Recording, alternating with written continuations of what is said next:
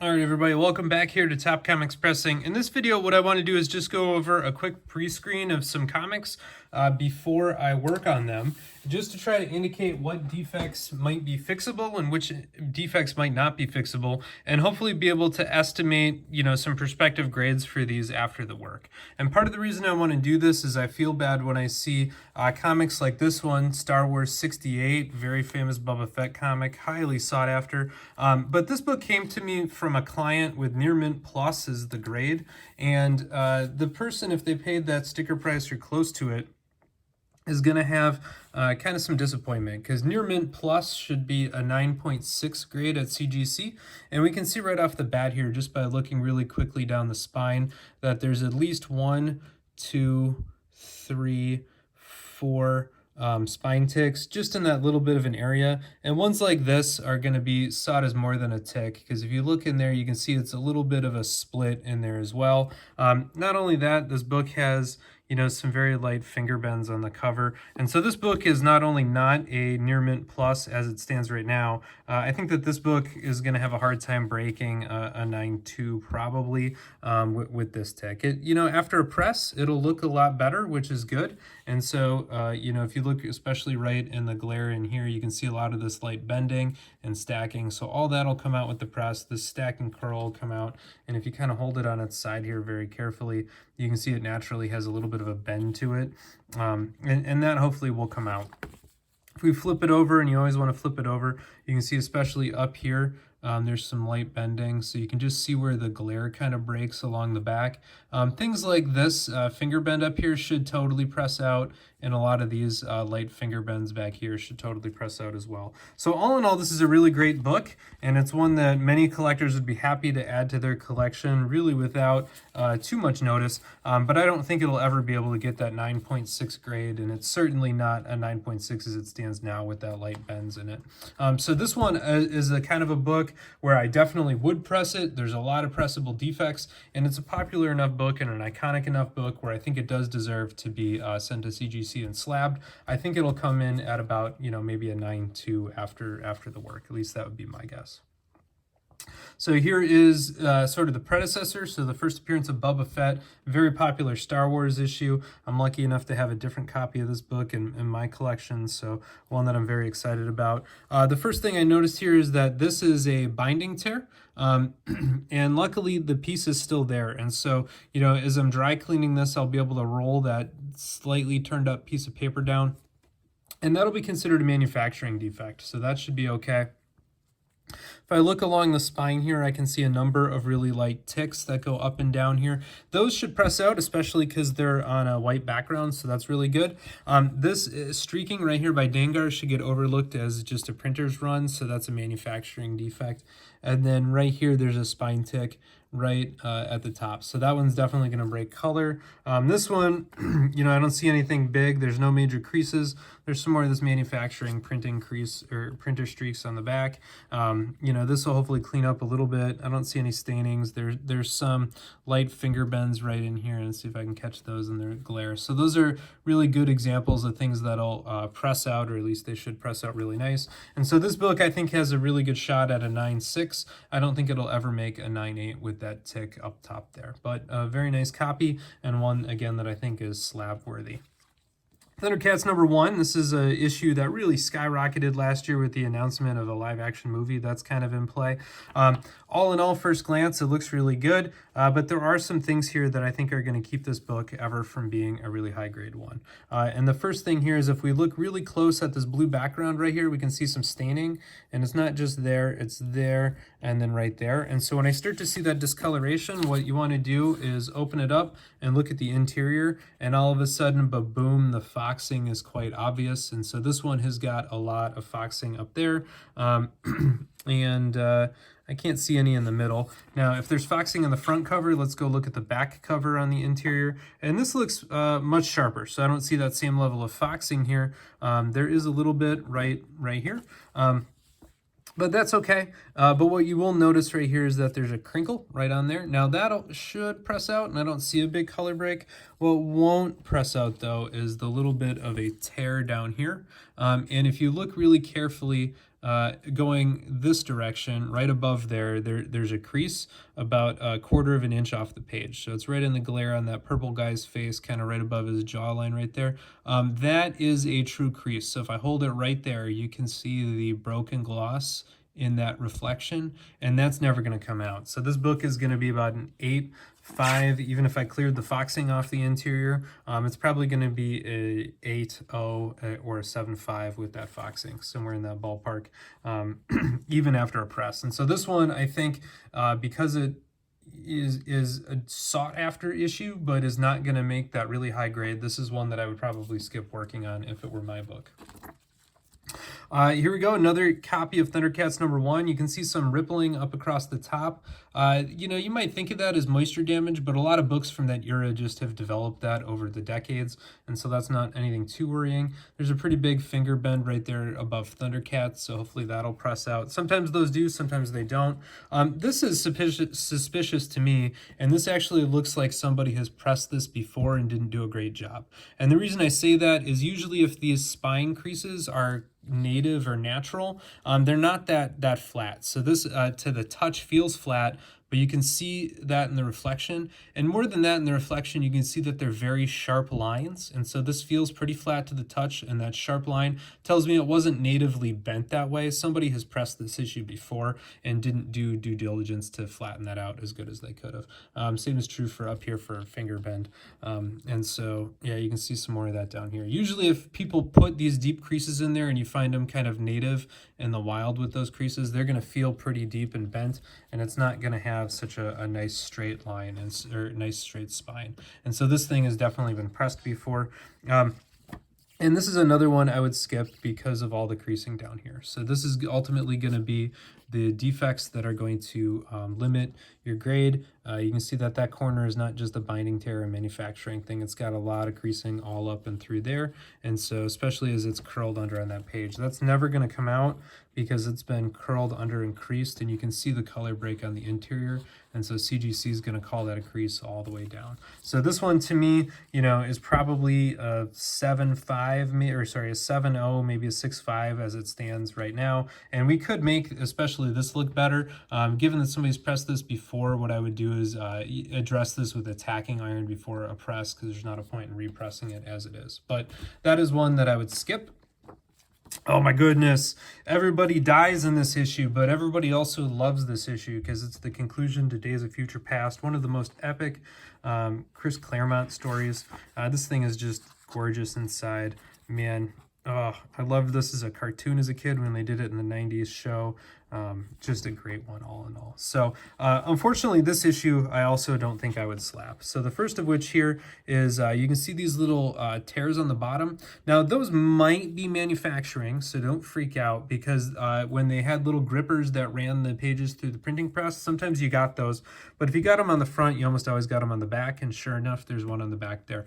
This defect is particularly common with Amazing Spider-Man 361, so if you see that, don't be too worried about it. But even with that, the bigger issue here is going to be this creasing. And you'll notice that it's really two color breaks. There's one that kind of bisects the corner going this way, and then there's a really longer one that goes this way across the edge there. And so that's a double crease. So you've got a tear, a double crease, and then there's a little bit of a tear here. Now, just to make sure we're doing due diligence on this comic, let's open it on up, because right here, it looks to me like there's gooby on the top there, and it's not clear if that's staining, but you can see it right there in the glare, or if something else is wrong with it. And at least on the interior here, I don't see any evidence of staining, and so this might just be that something was pressed onto the gloss and ate the gloss. But either way, you can see that there is damage to the gloss right there, and there's going to be some more on the other side of the Sentinel right in there. So this issue to me is also one that, I think if you sent it to CGC, you'd be disappointed in the grade, because at first glance, it looks pretty sharp, but when you really give it a good once-over, you can see that gloss damage, the little bit of a tear on the back. And this creasing, they really slam that kind of corner creasing, I think, in kind of an unfair way. Well, I mean, I guess it's fair, but it's harsh compared to some other defects. This copy, on the other hand, I think is much sharper on first glance. So if we look, all the corners are pretty crisp. We don't see any of that. This one has some bends, and it might have some very light creasing down there.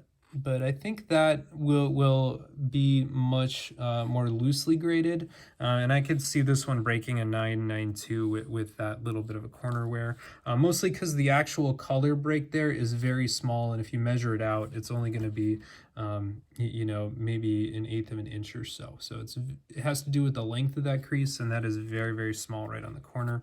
The spine overall looks really good as we go down it, and so that's nice. Let's just check the interior cover here, make sure we're not missing anything.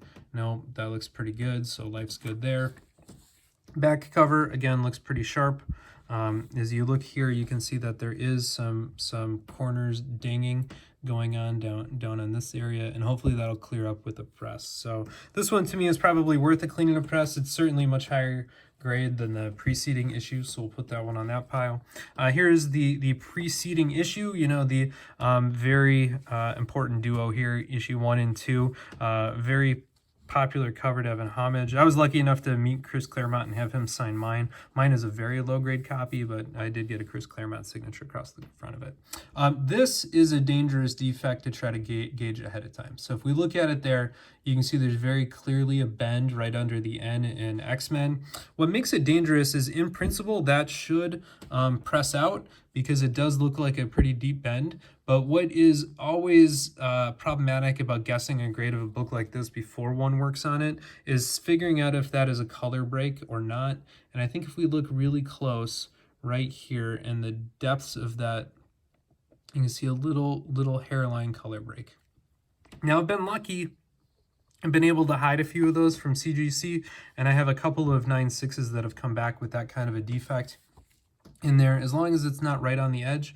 But it really depends on how good it presses out and how deeply scrutinized it is. So this one I would call a tweener book, but you know, with how popular it is, even worst case, they catch that, they call it an 8.5, and this book is going to be, you know, sought after even in an 8.5. So I think that is going to be you know, one worth slabbing. You can see the interior pages are incredibly bright white.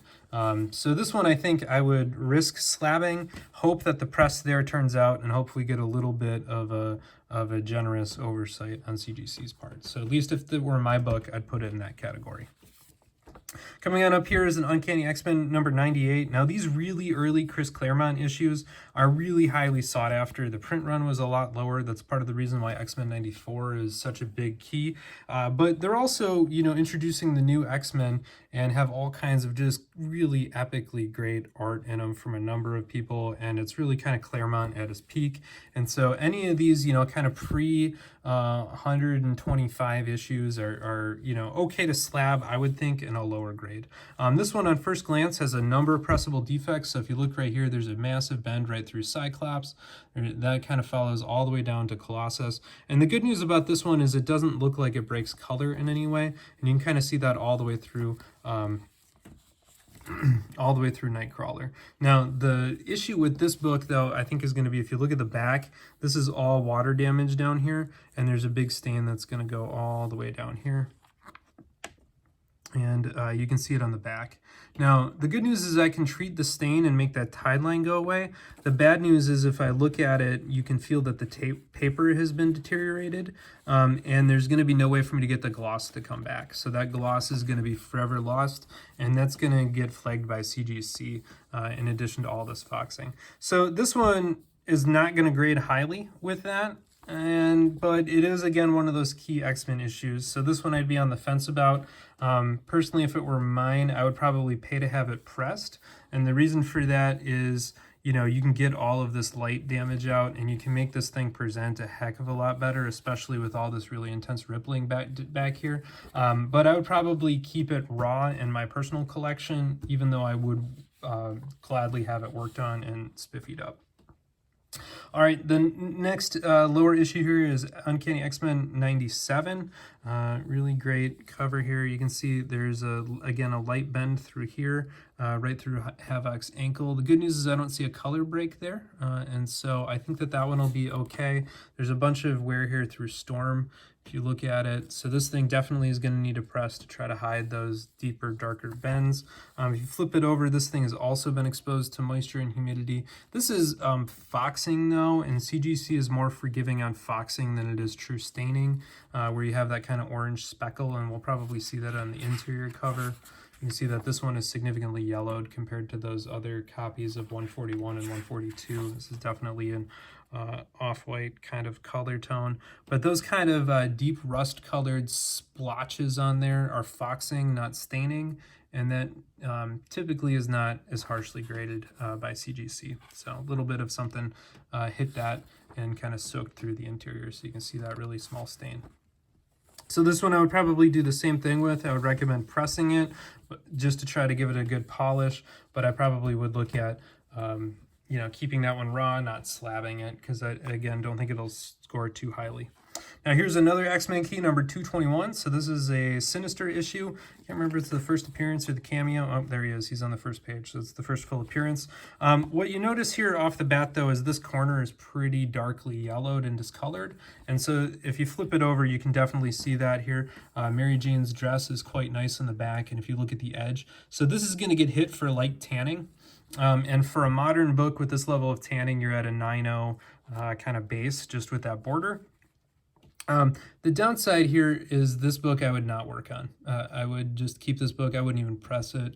You can see that there's a corner crease right there. So that crease by itself will probably limit to a 7.5. And if you flip it over right here on the front, going right through here, you can see that there's a nice long crease. And so that thing by itself would also probably limit you to a 7.5. It's a lot longer than it looks. So it's the kind of the whole length of my pinky there, as you kind of match that out. And they do these creases based on length. And so a small crease, not a big deal.